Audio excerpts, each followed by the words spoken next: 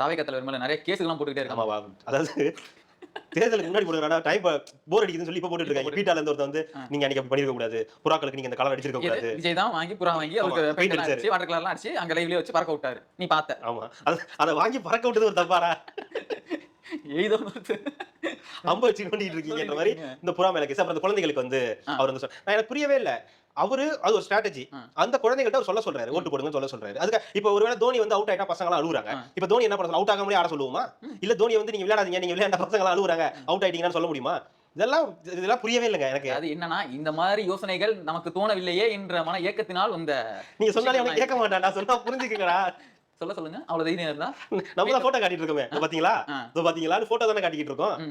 நான் என்ன கேக்குறேன்? விஜய் ரெண்டுன்னு வேற நினைச்சிட்டு இல்ல இருக்காங்க. அது இருக்கட்டும். நான் என்ன கேக்குறேன்? விஜய் தான் பொழுது போகாம குழந்தைங்கள்ட்ட போய் கேக்குறாரு.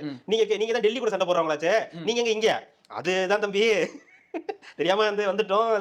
இவரை பார்த்தா பசங்களை வச்சு கேன்வாஸ் பண்ணிட்டு இருக்காரு. டார்ச்சர் பண்ணிருப்பாங்க. எல்லா வீட்லயும் நடந்துச்சுல. ஆமா. எனக்கு தெரிஞ்சு வொர்க் அவுட் ஆயிருக்கு. ஒர்க் அவுட் ஆயிடுச்சுன்றத தாண்டி நிறைய வீட்ல நடந்திருக்கு. நம்மளே வந்து ரியலைஸ் பண்றோம். ஆமாங்க போன போட்டு போட சொல்லுதுங்க. பஜன்லால் செட்டு மாதிரி தான். போமா போ.